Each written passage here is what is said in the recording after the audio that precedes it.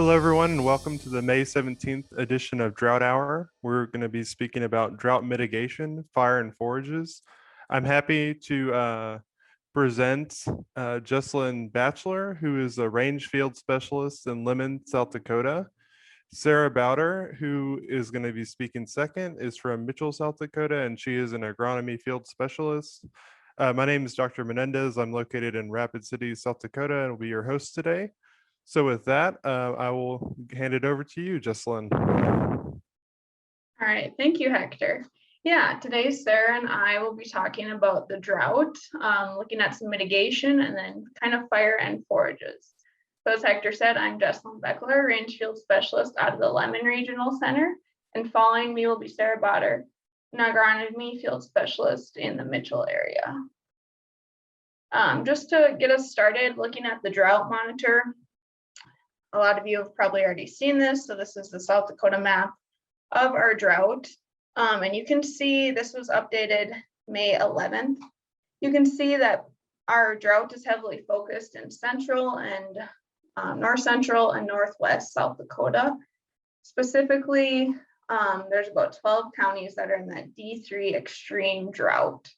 So I'm going to zoom in a little bit in my county, which is Perkins County. I am in the northern, kind of northeast region of Perkins County in Lemon, South Dakota. So this shows our precipitation regime for Lemon. So this is derived from the NOAA regional climate centers. And it shows the 30-year averages for rainfall. So you can see most of our rain comes in the spring and summer months from April to July, with our especially important rain coming in April, May, and June. So this is the rain that drives our forage production. We know that our peak production in our area is generally about the beginning of July. So that early rain is a large indicator of what we're going into at drought conditions. So that early April, May rain is really driving our cool season forage production, and then later on our warm seasons. So a little bit more on the Perkins County drought.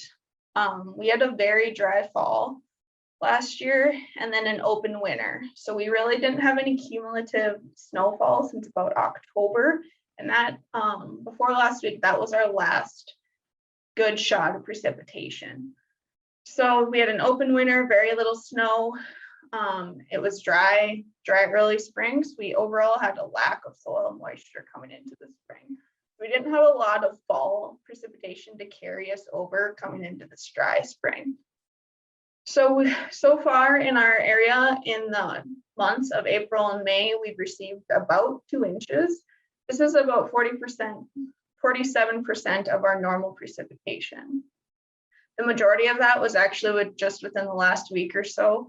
We got about 1.32 inches on May 8th and May 9th. So before that, you can see we'd only had about 60 hundredths, and that just wasn't enough to get us started.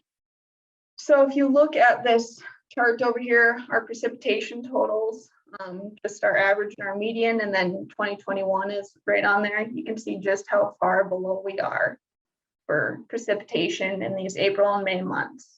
Hopefully we see a skyrocket throughout the rest of May and June to get us to normal. I ran some calculations and looked at some grass prediction calculators, and we need about 5.25 inches in May and June yet to get us to normal forage production. And then when I looked at the 30-year averages, the amount of times of that happening as of our date was about 53% for a chance of normal forage production. So we definitely do still have a chance to see our production take off, but it's getting lower and lower by the day. Also playing into the drought, we've had several high wind events. And when I talk about high wind events, I mean 60 miles an hour, gusts up to that. Very, very strong winds throughout this open, dry spring, winter. And that has played into a lot of these other problems. So last fall being dry, we definitely saw a lot of our rangeland getting heavily utilized, kind of more so in a poor condition than it would generally be. And we're seeing an increase in bare ground. With that increase in bare ground, we're seeing a lot of soil erosion.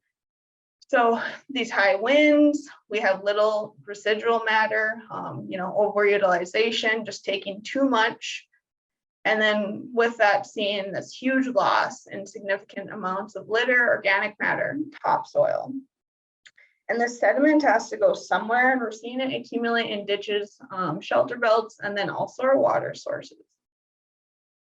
So you can see this picture on the left, that's actually a ditch that is just filled with erosion.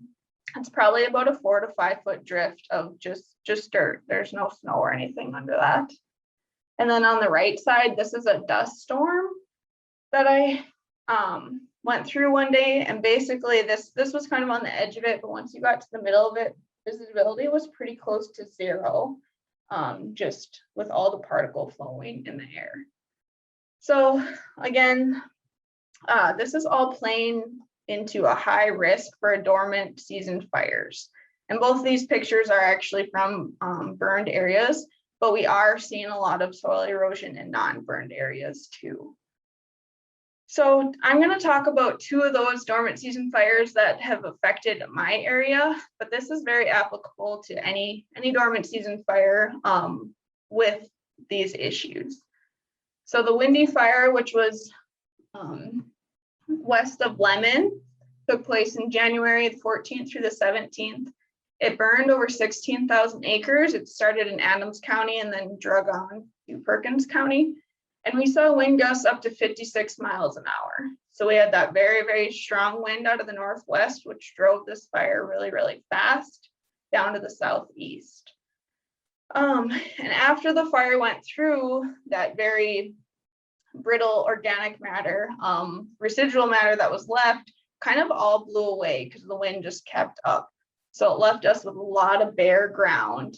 And again, no snow, we just had open bare ground in January. So a colleague of mine, Pete Bauman, has been mapping South Dakota land, looking at the history use for any type of undisturbed or if it's been cropped type of land. So he overlaid this land history with the fire. And we found that the Windy Fire was approximately 53% native rangeland, 10% previously broken rangeland. So at one point it had been cropped, but now it's back in pasture. And then 37% of this burned area was cropped or other, which could be hay or possibly farm beds. So this fire was about 21 miles long, 4 miles wide in some areas, and it burned for approximately 73 hours. So here's some pictures from the Windy Fire. On the left side, that was shortly after the fire had taken place. And you can see we had a little bit of litter left there. So that was in January. And then as you move to the right, this has been throughout the past few months where we've had a lot more of those high winds. And you can see just how exposed and bare that soil is. Really, a lot of our topsoil is gone, seeing exposed roots. And then the crowns of those plants are really exposed. So moving on to the next large fire that happened in our area. So this was more in central southern Perkins County, just west of Bison, South Dakota. The Divide Fire took place March 29th and 30th. So this was more recently. It burned approximately 9,500 acres just in Perkins County. And we saw wind gusts up to 60 miles an hour with this one. So there's some residual matter that was left on the flare up. What I'm talking about, there was actually kind of 2 separate fires in this one. The top most northern region here was the original fire on March 29th. And then on the 30th, with that high wind, we had a flare up right down here at this point, and it burned this southern little finger down here. So with that first portion being burned first, and then we had those high winds the next day, that region of the fire had very little litter left, whereas the flare up, after it flared, the wind died down, and then we did see some litter left on that portion. The land use history for this one is more so cropped land or hay, about 60%, and only about 35% was actual native rangeland, and then 5% of this was previously broken rangeland. So this fire was 14 miles long, about 2 miles wide in some places, and it burned over 12 hours. So these pictures kind of show pretty well what I mean with litter left on the flare up. So the left picture and this top picture where the fire flared, you can see a lot more litter was left there. And then this far right picture was from an original burn. You can see just how exposed that soil is with very little litter, pretty much just soil on the original portion of the fire. So these fires can kind of be applicable to any area. I know there's a lot of other regions throughout South Dakota that are having these dormant season fires or did have these dormant season fires. I just wanted to touch on some of the effects that dormant season fire has on rangeland. Generally, our healthy native range responds favorably to fire. So our range has really evolved with fire throughout history. If it's in good condition, generally we'll see a quick recovery period on that. So our rangeland response to fire is largely dependent on the condition. So the range condition when it was burned or going into the fire. So this includes pest management. So again, I talked about last fall, we had a dry fall. We kind of were running low on forage. We overutilized a lot of this range. It wasn't in the greatest condition going into winter. We didn't get any moisture over the winter, not much in its spring, and then we got a fire. So a lot of this range wasn't in great condition going into this fire. And then our climatic variables that are post-fire really have not helped us out much either. So that precipitation, which we're in a drought, we were in a drought before the fire, we're in a drought after the fire, just really a lack of rain to settle the dirt, settle the erosion, or get anything to grow on it, honestly. And then all these wind events have really played a role into all this erosion we're seeing. So these two fires are definitely a little bit different than normal dormant season fire just because these extreme climatic variables that we're seeing, and likely we're going to see adverse effects on our range. So we're definitely needing to take extra precaution, extra adjustment before we return to normal grazing practices. Some of our management recommendations for these fires, post-fire, basically with what we're seeing now for production and just for the brittleness of the soil is we're telling producers to fence out these areas and assume not to use them, to kind of just let them recover. We really don't want to disturb that soil anymore and risk even further erosion. We need to get that protective layer of litter of forage reestablished before we think about any more disturbance. Not to say that we won't be able to use these pastures at all this year. If we get a good shot of precipitation, if we get that normal precipitation or above normal, that 5.25 inches here yet in May and June, we're going to see these pastures really take off with production. And there'll be a good chance that we can graze them late season or in the fall. Right now, where we're standing at, if we don't get rain, this likely is not going to happen. So for now, saying for sure to delay grazing that 3 to 4 months, just so we can get some recovery, get that soil covered. This will also reduce stress on our plant community. If we go on and graze too early, those native plants are going to respond negatively. And then these recommendations are also largely dependent on the vegetation type and the condition. So if you have decent native range that was in condition, it wasn't overgrazed, it got burned, likely it's bouncing back and in a lot better condition post-fire.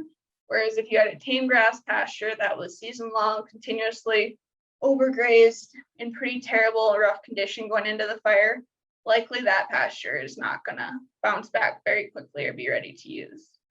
All of this is definitely dependent on each operation and each pasture that you'll go into.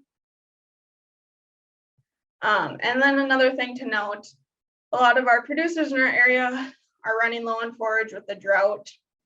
And then on top of that, these fires, and we're just kind of in a crunch right here this year. So one thing, definitely when you are considering fall grazing, possibly go onto those tame grass dominated pastures first. Kind of let them be your sacrifice pastures if you have to take the hit versus your native pastures. Some other things that we're seeing, a lot of our shelter belts were damaged or killed, further playing into our erosions. We definitely want to get those trees replanted to help control erosion for that windbreak. We're also seeing increased sediment loads in nearby water sources. So this sediment is detrimental to water quality. So in some of the other drought hours, they talked about water quality and how the drought can play into extra issues with water. But the sediment that's blowing is definitely decreasing that quality too. So if you're worried about your water, definitely get it tested before using that source. And then we also seen a lot of tillage for the fire breaks.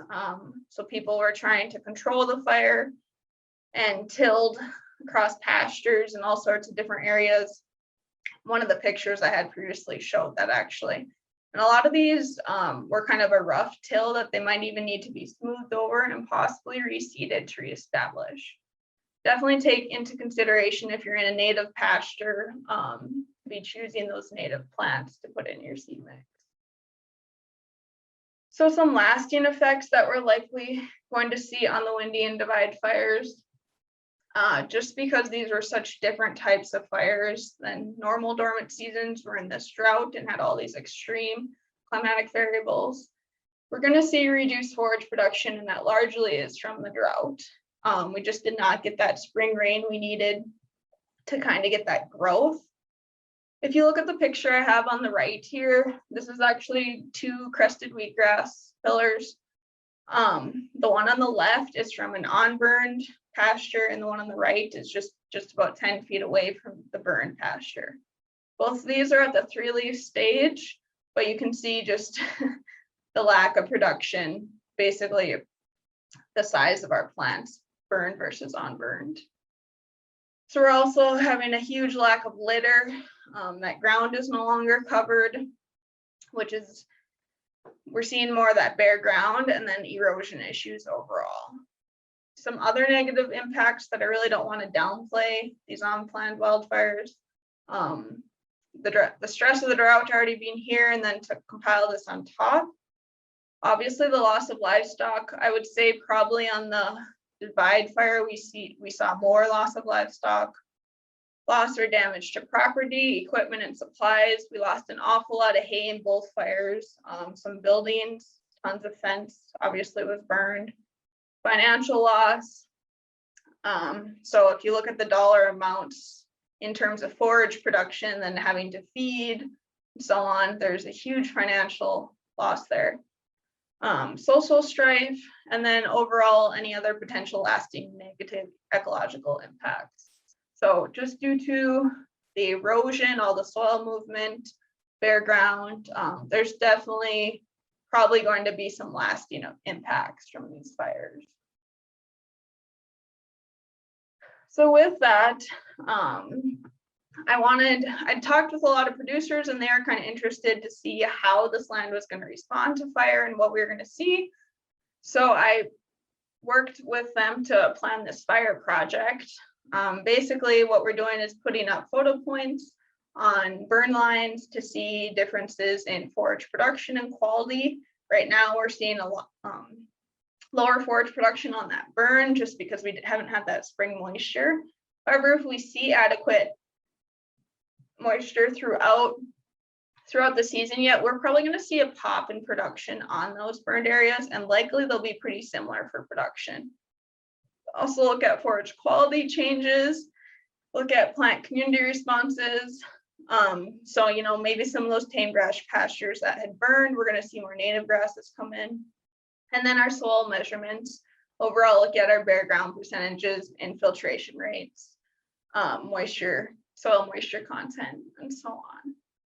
So we just set up this project, took our first photo points at the beginning here of May, which are the pictures you can see. We're really hoping to see some outcomes of a decrease in invasive grasses and then some quick native rangeland recovery. So with these fires, there might actually be a little bit of a management opportunity if we do get the production in fall to kind of graze those tame grasses a little bit harder, just to set them back and get that native range to recover quickly. So the bottom picture here is from the Divide fire. You can see that fire that had that litter left on it. This is at the flare up. Has actually responded pretty well and is really starting to green up. Whereas the left one, the Windy fire, is a little bit slower, just due to that land being open for so long. One thing I wanted to point out here, so these pictures were taken on May 5th. You can see in this bottom picture, bottom portion of this picture here, there's a crocus growing. So this crocus shows you just how far behind we are with our forage production up in my area. Generally, we would see these crocuses much earlier in April, soon after snow melt, and they're just blooming here in the beginning of May. So kind of swinging back to the drought, I wanted to talk a little bit more on forage production and kind of where we're at with that. So looking at our estimates, this map is from the South Dakota NRCS, showing our percent of normal forage production, kind of where we're at within each region. So you can see eastern part, especially northeastern and kind of central South Dakota, is at that normal forage production. They're receiving normal rainfall. However, as you get further west, central, north central, and then that west region, we're definitely seeing decreases in forage production. And that's anywhere from 10 to 35%. Truthfully, probably even seeing a little bit more than that in some areas. So this is the current status. This map was from May 1st. They also do a projection for July 1st, which is our peak production for our cool season grasses. And that map looks really similar to this. Some of those red spots where we're seeing like only 70% of forage production are probably a little bit smaller on that map. But overall, this is, giving you a pretty good estimate to plan for 10 to 35% reduction in forage production. And with that corresponding to your livestock intake. So another forage production estimator tool is the GrassCast. And this looks at 3 different precipitation levels at peak forage production. So you can see on the left-hand side, we have above normal precipitation, and below normal precipitation. So remember, to be at normal precipitation, in my area, we need that 5¼ inches yet throughout May and June. If we get less than that, we're probably going to see more so what's on this map on the far right. So likely greater than 30% reduction of forage in a lot of areas. Whereas if we get above normal forage production, if we get, over 6 inches or so in May and June yet, we could see an increase in about 30% forage production. So just another estimator tool to look at where we'll be in terms of grass out in our pastures. So I'd already kind of talked about how far behind we were as far as planning goes for our forage production. We're definitely going to have a shortened grazing season. I mean, we're already seeing that. When we go out and look at our pastures, look at grazing readiness, in my area, we're about 2 to 3 weeks behind. Talking to some other producers, might be closer to that 4 weeks behind in a lot of areas. So this is when we really need to do that adaptive monitoring of our rangeland and then delay our turnout based on when our grasses are ready to be utilized. If we graze these grasses too early, generally before that 3.5 leaf stage, we're going to see a huge decrease in forage production throughout our season. So it's really important we don't go out until these grasses are ready to be grazed. So an example that I have here is the crested wheatgrass. These pictures I took last week, May 11th. So you can see in both of these pictures, crested wheat is at that 3-leaf stage, saying it needs another 1/2 leaf until it's ready to be grazed. So generally, we're at the 3.5 leaf stage in my area on May 1st. On May 11th, we're only at the 3-leaf stage. So that's where I'm saying we're about 2 to 3 weeks behind as far as our slow forage production. Another thing to note, so these 2 pictures are on that fire line that I previously showed. So both at the same time, same day, about 10 feet apart from each other, both crested wheatgrass tillers, but you can see just how little the production is on the burned area on the right. And then look at our bare ground we have down here too. Whereas on burned, we have all this crested wheat litter buildup. protecting the soil, and then our production is a lot heavier, higher over there. When I was out last week and this weekend, I guess, looking, our smooth brome is definitely hitting that 3.5 to 4 leaf stage, ready to be grazed. And I would say that now this week, our crested is probably at that 3.5, ready to be grazed. So truthfully, when we're turning out in my area, beginning of May, that was pushed off until 2 to 3 weeks now, when we should just now be going out to graze. Obviously, these dates are going to change as you would head further south in South Dakota to be a little bit sooner. And then one other thing that I wanted to note with that was our western wheat. When I was looking last week, was really only at our 2.5 leaf stage. So in my area, western wheat is our cool season native. That kind of is what we look at for grazing readiness. And generally, we say with western, it should about be at the 3.5 leaf stage now. So definitely behind in our native range as well. So more on some drought planning. We have these trigger dates that we talk about quite a bit. And basically they're critical points for monitoring our forage. So they're largely played off of that April, May, and June precipitation. And then this is kind of a good estimator of, okay, we know the forage is at this stage. When is it going to be ready to graze? What's our production looking like? Are we going to have enough feed to feed until that date? Or are we going to have to destock? So critical dates in my area, generally we're looking at beginning of April, maybe a little mid-April. For those cool seasons, that crested is really when we should be paying attention to see if it's going to be ready at that 3.5 leaf stage beginning of May. If it's not, do we have enough feed for a couple more weeks until we're ready to go out? Our warm seasons is a little bit later in later May. Really monitoring them to see what our production is going to look like throughout the summer. So definitely with this in mind, you need to be ready to have adaptive management strategies when you're turning out, and kind of always have a plan in place.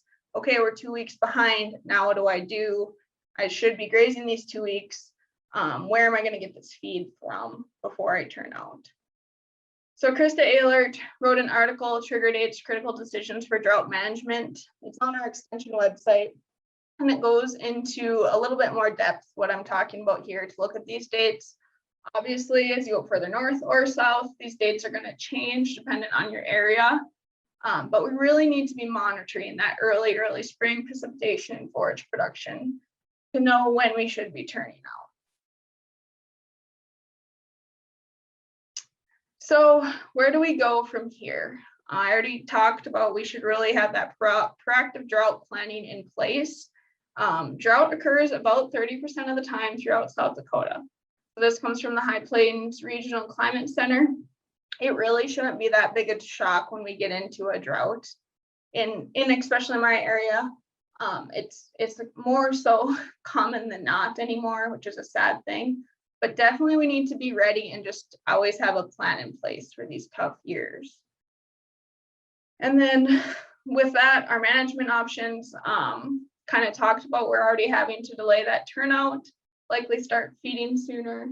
Herd reductions, when I say we're only at 70% of forage production, that means we're only going to have 70% of our feed, saying we probably need to reduce by 30%, cut back 30% of our herd. And that is a very realistic thing in my area right now.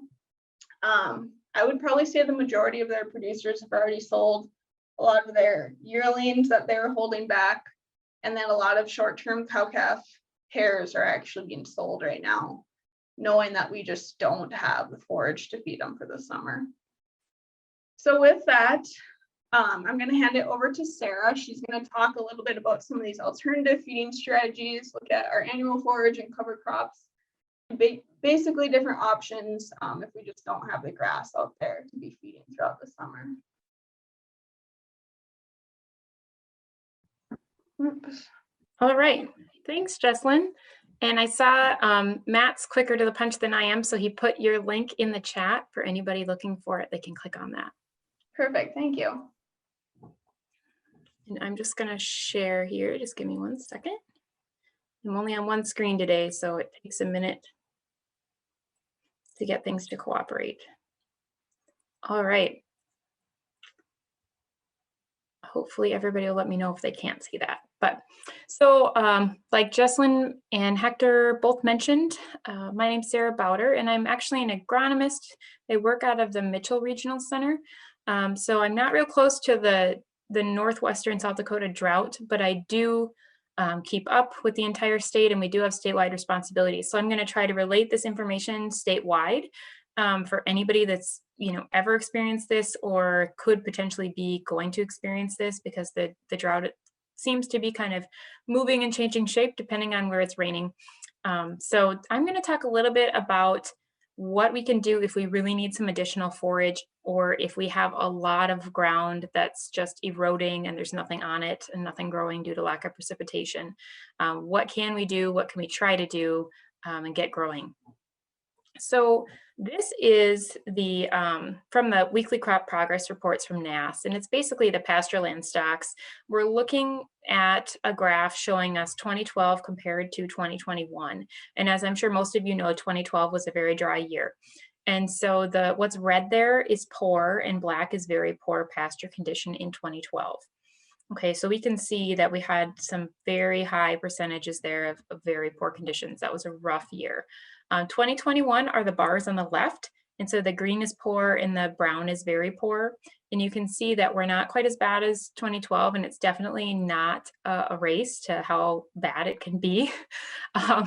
But we definitely see there's some issues. Okay, so we're not at that 80% plus, but 50% is bad enough. And Jessalyn had some really interesting weather information there, weather data that I think is kind of telling. We never can predict the future, but we just thought we should share this. Both of us were kind of interested in it, and it shows us that we definitely have some poor conditions out there, and we're hoping to improve them. We can't control the weather, but there are a few things we can do to try to protect our resources. So I want to ask, before I move on, a quick polling question, and if Matt would be willing to pull up a poll for me, just asking what part of South Dakota you're from. I broke the state into 9 little quadrants just so we could have an idea of who we're talking to. So I'll just give you a minute if you're willing to just tell us what part of the state you're from, or if you're not from South Dakota. There might be some listeners from North Dakota here or other areas.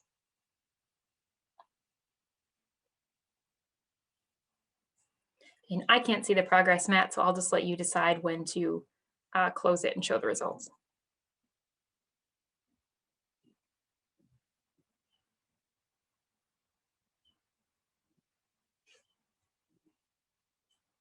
And while he's doing that, we'll move on here. We're going to talk about annual crops and cover crops.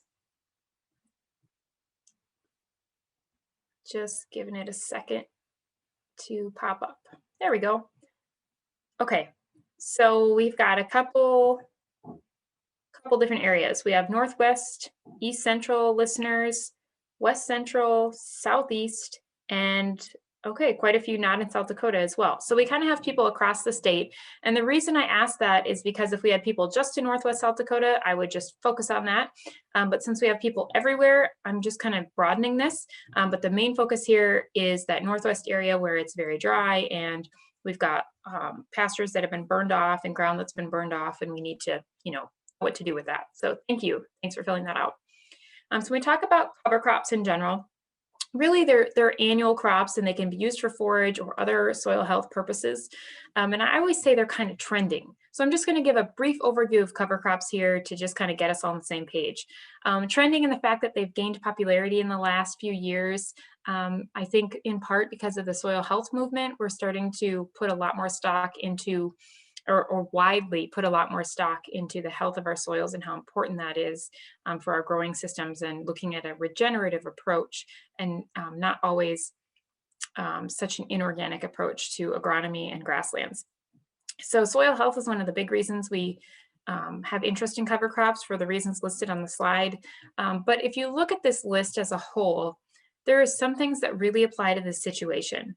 So cover crops can really help reduce erosion if we can get them growing, even if we don't get enough, get what we wanted, don't get enough for substantial forage production like we had hoped, at least there's something growing there in some situations. They're great at extending the grazing season and adding more forage. And they also do wonderful things for the soil, including microbiological activity, just keeping something living. By having something living in the soil, we're helping our whole drought and fire situation, because that soil is a community. And when everything's dead and nothing's growing, it makes it that much tougher the next year when you want to get things reestablished and going again when you have precipitation. So just a couple things on cover crops. Just a little cover crop 101 here. So we have cool season crops, warm season crops, and then within that there's grasses and broadleaves. So cool season broadleaf examples are listed on this slide, and you can see there's a lot, and these are just common cover crops in South Dakota. It's not a limiting list, but these are just some of the cool season broadleaves, and we would want to plant these types of crops in the spring or in the fall when it's cooler weather. So we have legumes and non-legumes on this list. Alfalfa, for example, clovers, those would be legumes. A turnip is not a legume, for example. And then there's a huge diversity in seed size that we have to take into account if we make mixes, you know, a pea versus an alfalfa seed. Salinity tolerance, although that's not really going to be an issue in this situation, I'm assuming, or poorly drained soils. But there's some winter hardiness in some of these and others that don't. And they work really well when they're planted in the fall prior to a warm season cash crop. So if you had a pasture that was burned off, that's a little bit of a different situation. But if you had a field that you want to put a cash crop in next year, or you want to try a full season annual grazing program next year, you might want to consider this. We try to put broadleaves before grasses and grasses before broadleaves, or a mix that's heavier in one or the other to keep them rotating. But in the current situation, in my opinion, it's more important to get something on the ground than nothing. So if you're going to put a grass before a grass in this situation, I feel that would be better than putting nothing out there. Computer's just a little bit slow. Sorry about that. Okay. So cool season broadleaves, another factor I just want to mention is brassicas. You hear people talk about brassicas, and those are basically the mustards, the tap roots. So radish, rapeseed, turnip, very common, easy to get a hold of. People commonly think of them as an easy go-to cover crop, but we really need to put more thought into how and when we use them. They're really great for fall growth if you were to put them in late this fall. They have great biomass production. They're good nutrient scavengers. You know, you can see the list here. There's some really nice things about them. However, they have high sulfur and nitrogen uptake, and in a drought situation, that can be pretty risky, especially on the nitrate side. I'll talk about that a little later, but we don't typically suggest them in a situation like this as much because they're going to take up nitrates, and they're not the lowest water user in the world. They're pretty high moisture content plants. They're not ideal for a drought situation. And I bring them up because they're so common and people tend to just go to them because the seed can be cheap at times and accessible compared to other seed, but not really ideal, I would say, in this situation. So cool season grasses, on the other hand, you've probably heard or raised some of these in the western part of the state for sure. Ryegrass, barley, oat, wheat, any of the wheats, triticale, cereal rye, those are all cool season grasses. And they're usually pretty accessible. They're pretty hardy. Rye is going to be one of our toughest, followed by maybe winter wheat. And they're pretty good nutrient scavengers. So if we have a field that's open, like Jessalyn was mentioning, we might be able to scavenge some nutrients there. They're best planted prior to a warm season broadleaf, like I mentioned before. So there was a few eastern side of the state, folks, that would be best prior to a soybean crop.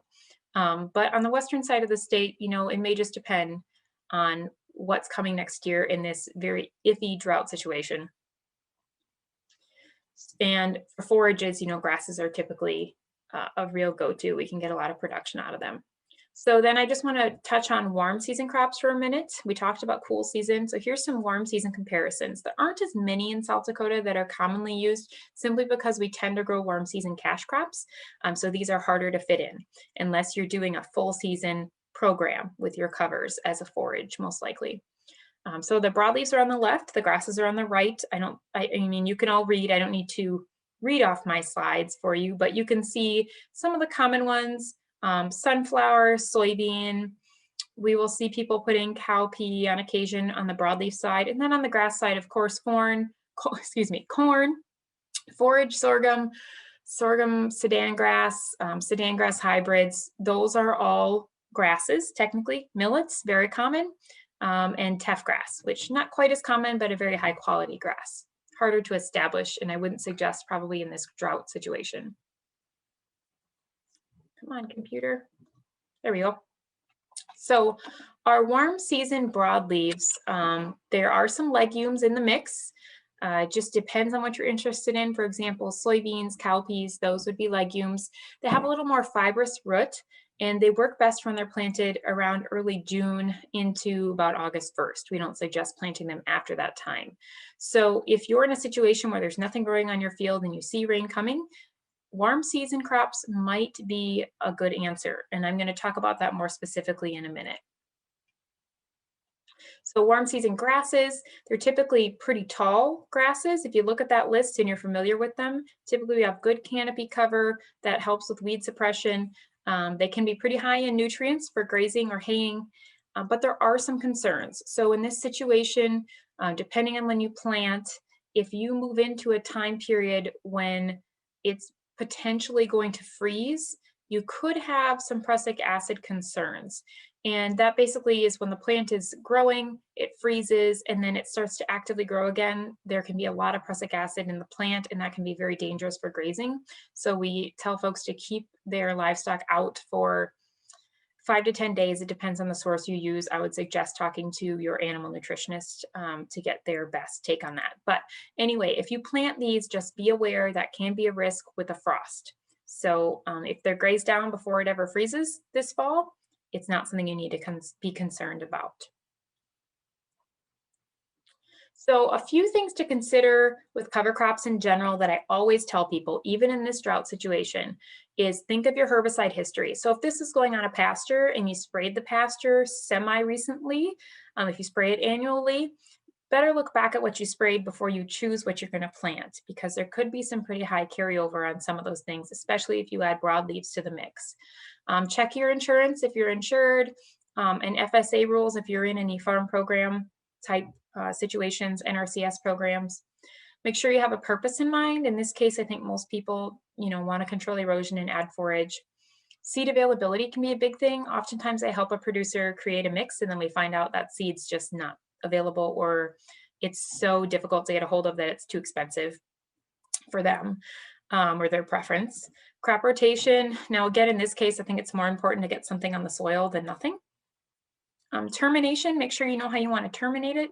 If you're going to graze these off, that's maybe not as much of a concern, but some may come back. Or if you're just trying to get something out there, it may come back in the spring, depending on what you plant. So keep that in mind. Are you going to spray it? How are you going to get it terminated? Weed control, probably not as big of an issue. We just want something to grow, right? In this case, soil fertility, are you going to have to fertilize that cover crop? And if so, how can we do that safely? As far as grazing goes. Planting timing, of course, is a big one. In this case, it will really depend on precipitation.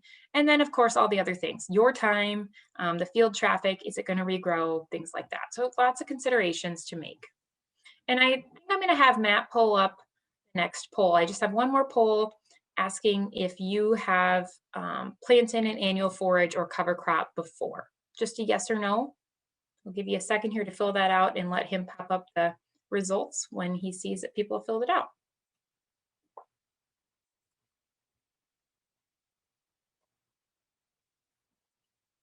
And I think while you're filling that out, I'll talk a little bit on purpose here. So I touched on this in the last slide, but we always want to begin with the end in mind. So why are you seeding the cover crop? Don't lose sight of that.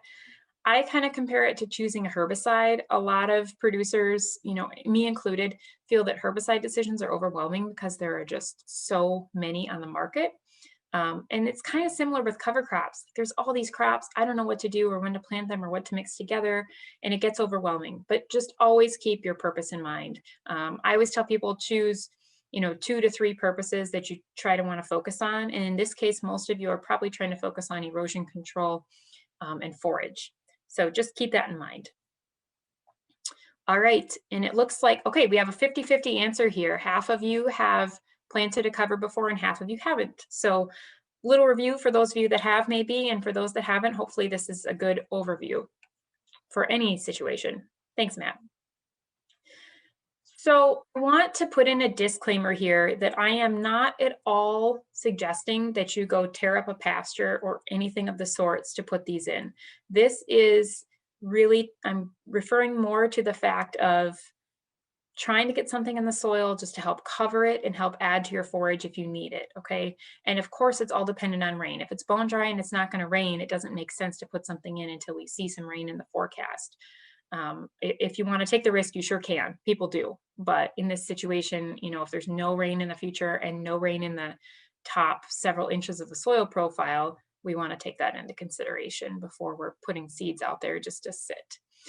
So I, in most situations, would suggest no-tilling in, depending on the land that you're no-tilling into, if that would work for you. I would not advise ever tearing up rangeland to do this. So this is just an aid. Just wanted to throw that in there. So a few specific things to think about in this case. So northwestern South Dakota, I'd say for cool season crops, you want to get them in the 3rd to 4th week of July, around that time period. That will help them get started. Granted, of course, it's still hot at that time, but they'll get a good start, and then they can grow into that cool season, and you'll have some good extended grazing into the fall. For warm season crops, we can start around June and plant them through August 1st, because they can oftentimes go into the cool season. They're going to freeze off a little faster. If you plant them late, you're not going to get as much growth. But of course, they will grow and you can get some forage out of them. So there is some leeway there, but I wouldn't go past those timeframes if you can help it.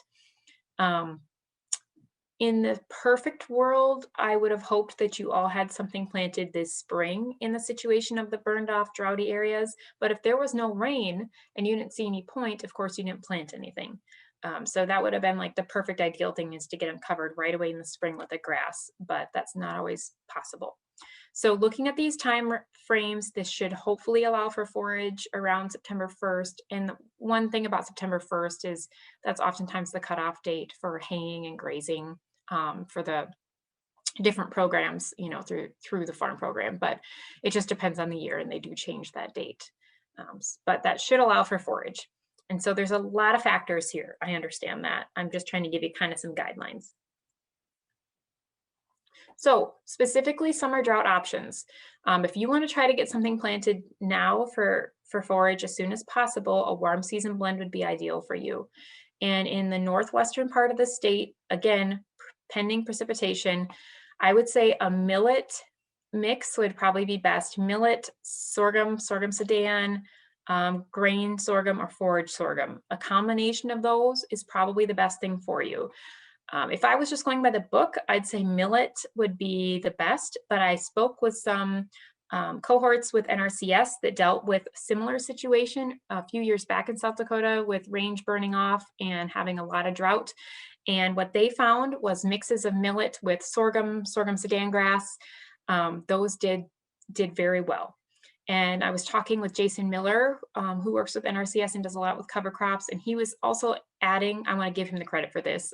I didn't think of this, that if you wanted to throw in a broadleaf, flax might be the best one. It is a cool season, but it would probably come up with your warm season blend okay.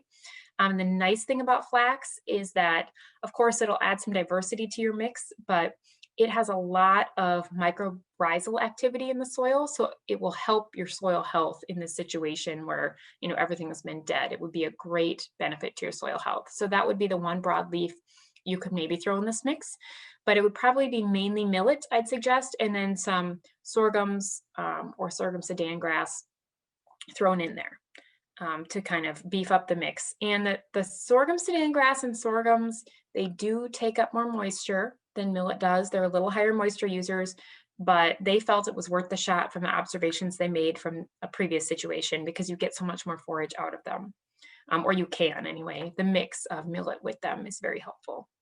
So the one thing about millet being a big key player here is it's great erosion control and it's a good forage producer. So I want to talk a little bit more specifically about millets, because there's a lot of them out there. A lot of people refer to millet as hay millet if they're wanting to hay it, but there's a lot of hay millets. The three that are pretty common in South Dakota are foxtail, proso, and Japanese millet. Foxtail and proso are a little more fine stemmed, so they're pretty high quality, whereas Japanese millet, a little coarser, but it requires more moisture too. So probably not ideal for this situation because it requires more moisture. If we want, that's for quick cover now. But if we want to consider the dry conditions and the cover, we have pearl, proso, and foxtail. So pearl millet might not come up as quickly for that cover, but it does have more production potential. It's great in dry conditions, and it does have a coarser stem. So it's not as nicely fine stemmed, but it has a lot of production and there's still good feed there. So it's pretty drought tolerant. I would highly suggest thinking about pearl millet. That's a picture of it down there in the bottom of the slide.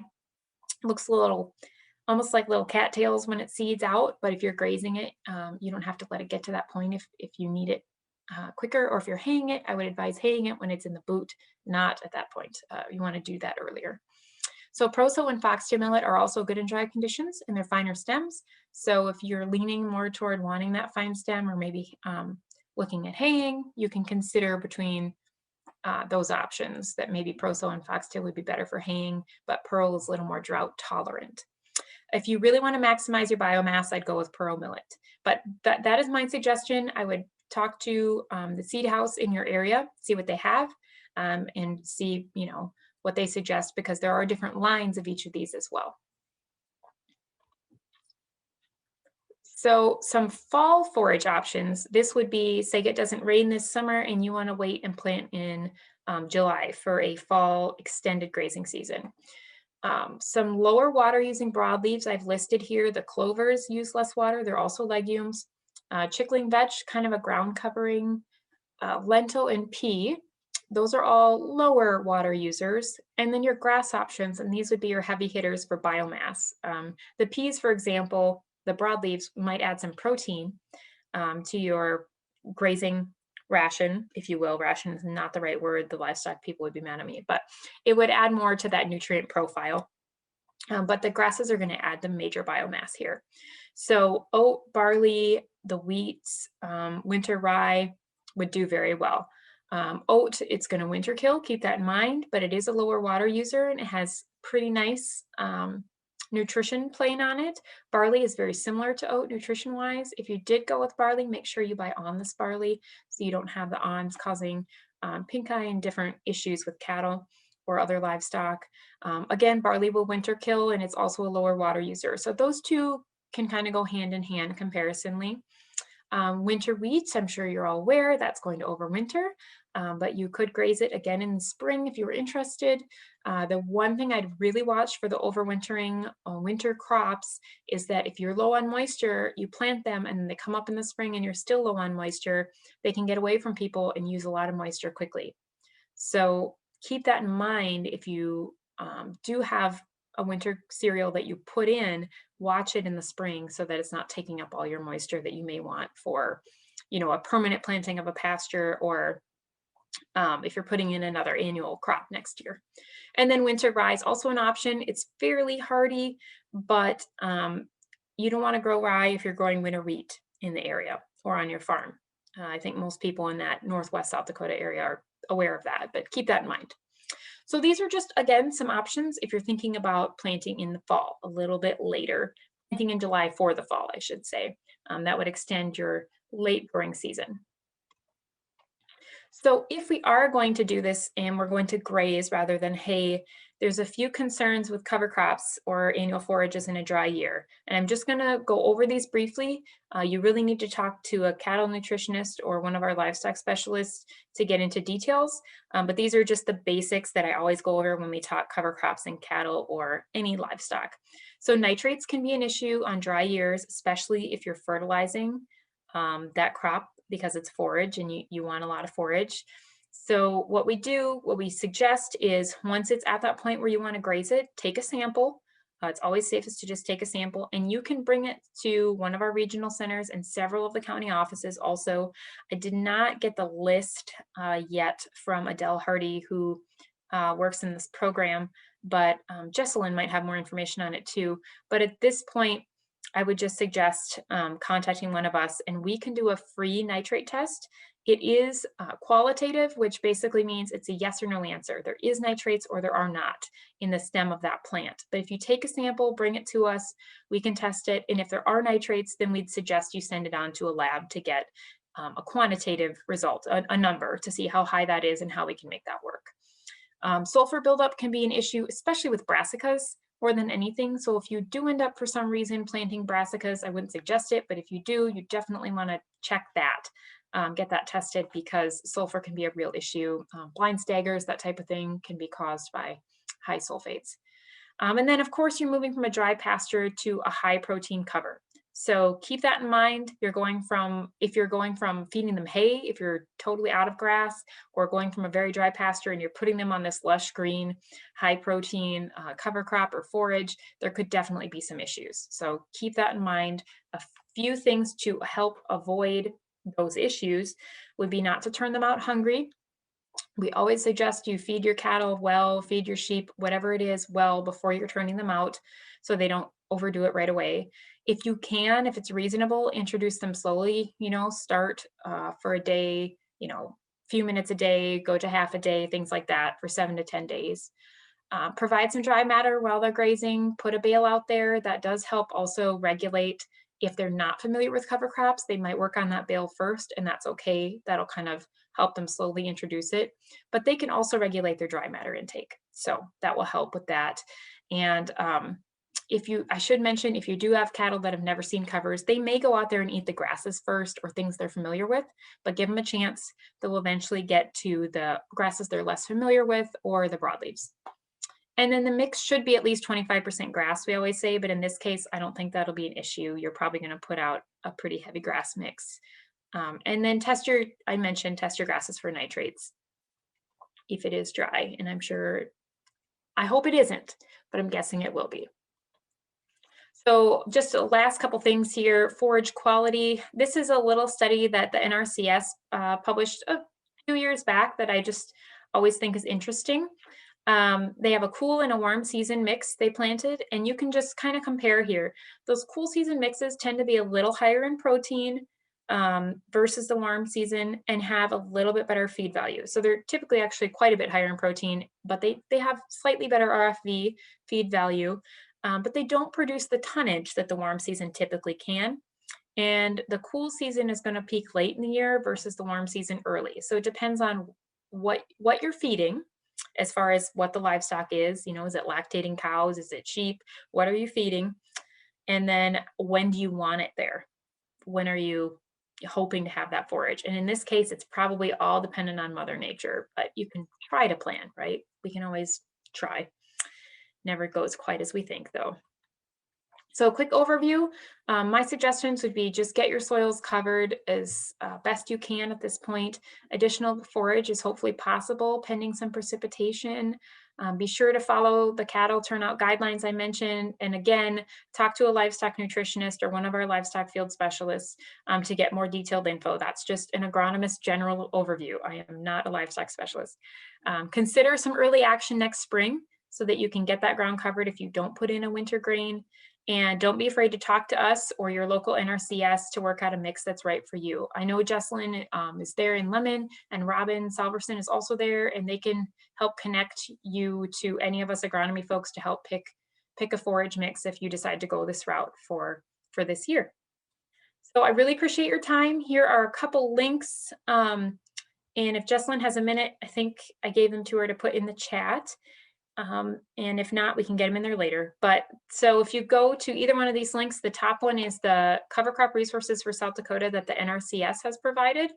And that is just a great resource. There's all kinds of information there, including a worksheet, which is what's on the picture here of this slide, that helps you put together a mix. Now this year, that worksheet might not be as helpful because this is a very specific situation, but just in general. Same thing for the second link, that's the Midwest Cover Crop Council. They have South Dakota included in their recommendations now, and it provides a similar service to help you make a mix. Oh, sorry. And here's my contact. If you're interested or if you have questions afterward, feel free to ask.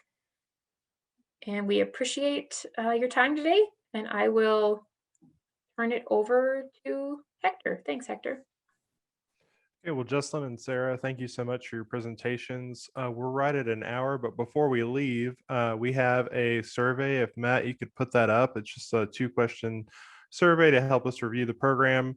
And then Connie will also share a QR code to get credits. And so I'll hand that over to Connie. But I would also just like to remind you about our upcoming webinar, which is on May 24th, where Laura Edwards will give an update of the climate.